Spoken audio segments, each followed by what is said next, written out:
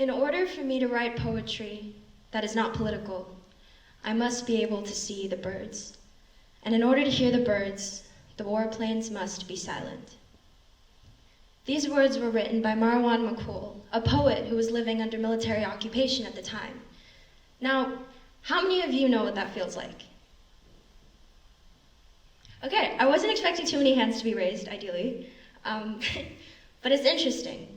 One doesn't have to have experienced what Mr. McCool has experienced to feel something at his words, at his vulnerability and his honest expression.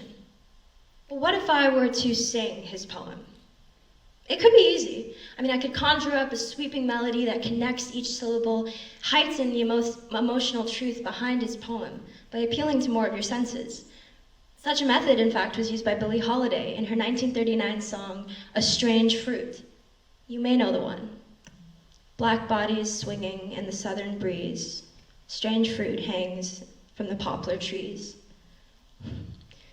Miss Holliday's song was actually taken exactly from the words of a poem by Abel Meeropol, but her musical rendition would become both the most controversial and the best-selling song of her career.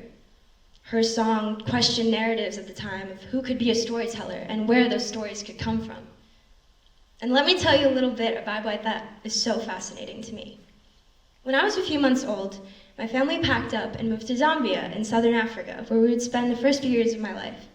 We moved back home to New York City eventually, and then eventually my family that was initially 4 was now of 3, and we'd moved to Dhaka, Bangladesh. I started elementary school in Hanoi, Vietnam. When I was 8 years old, we moved to Seoul, South Korea, where I would spend 6 years of my childhood. And I spent a year of my life in Papua New Guinea, my freshman year of high school, before finally moving back home to the States. I was beyond blessed and privileged to experience all that I experienced so young. But a product of my nomadic upbringing, the constant back and forth, was that any sense of belonging that I could hope to gain had a very short shelf life. I did have a few crutches to lean on, though. The revelatory adventures of Ramona Quimby and Matilda, the words of Jacqueline Woodson and Maya Angelou, books were my guiding light, my beacons of truth, and my friends were also such truths. They reminded me that I was not alone. But above all, my withstanding crutch, my cozy anecdote with no shelf life, the antidote of them all, turned out to become music. Now, you might remember when my family of 4 turned into a family of 3.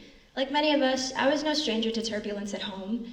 And I always joke today that though my parents may not have liked each other very much, at least they shared a fantastic taste in music.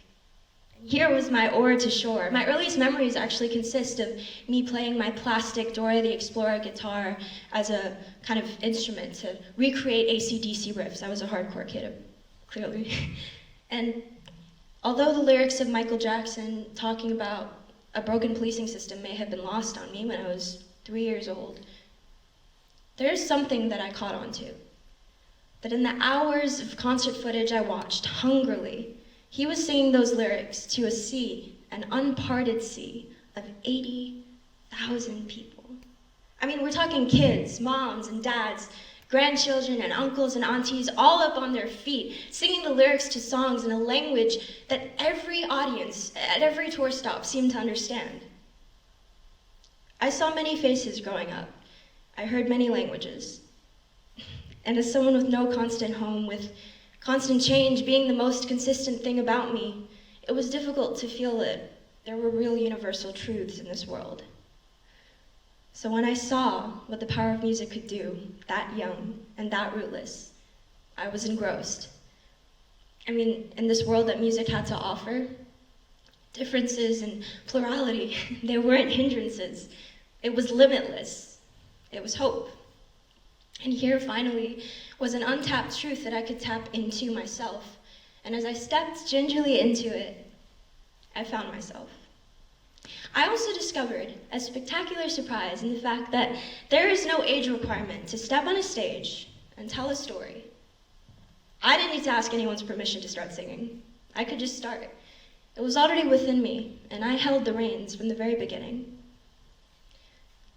And the beautiful thing about that was the more I interacted with all that music had to teach me, the potential that it would have in this sense, the more I fell in love with the idea that I could use it to make a difference in my own world, where at times I felt powerless.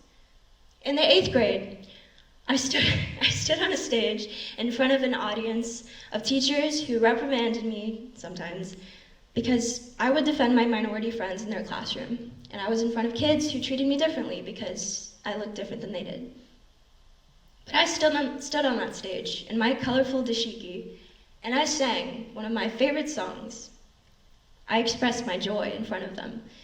In that moment, the stage was mine. I held the microphone, and I really, really, really, really wanted to make them uncomfortable. And I kind of did. And it felt good. And I held on to that joy that being disruptive would give me as I began to listen to the lyrics of my favorite artists on a deeper level. I bopped my head to the lyrics of NWA, understanding that there was something colossal behind each lyric they spat, or the lyrics of the Sex Pistols, or the origins of punk music itself as a rejection of established respectability politics. Feminist riot girl bands like Bikini Kill, who did exactly the same, unapologetically, on their own terms. And as I started walking to school in the mornings with Marvin Gaye and his What's Going On album, so good by the way, playing in my earphones, I started to realize that although I often felt alone, though I didn't feel that I was necessarily appreciated as much in my community, and to some, I was even a disruption, I could be a happy one. Because as Gil Scott-Heron wrote, and eventually set to music so that it could resonate more deeply in the heart and minds of the public in the 1970s, the revolution will not be televised.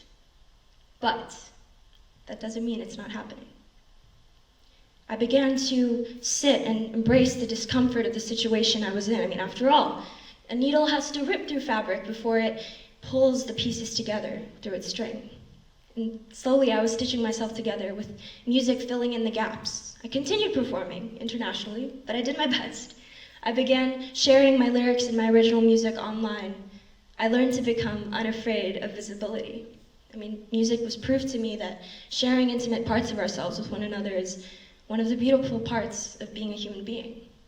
It's part of the things that makes positive futures worth envisioning, justice worth fighting for, friendships worth forging, families worth creating, childhoods worth surviving in, and adulthoods worth thriving in, stories worth telling.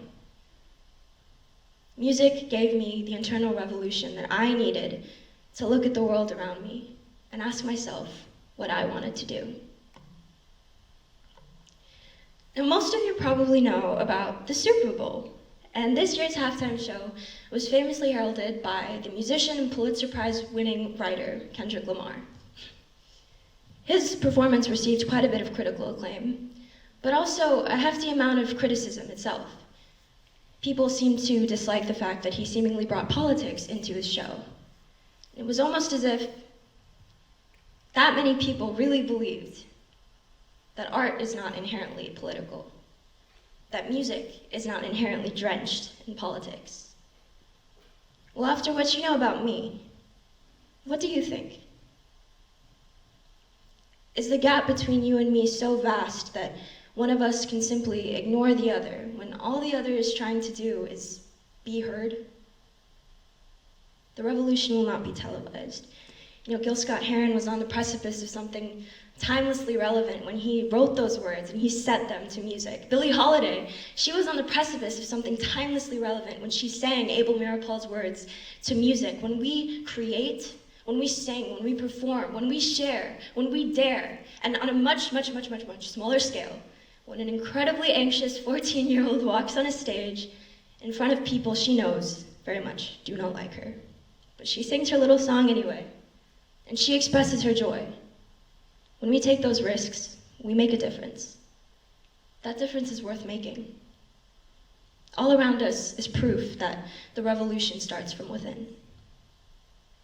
Now, as a lifelong devotee to music, I believe that at its core, music is a brilliant and explosive celebration of life, the kind of thing that creates an unparted sea across proverbial worlds. Now, I've asked you quite a few questions while I've been up here, but I'd like to leave you with this.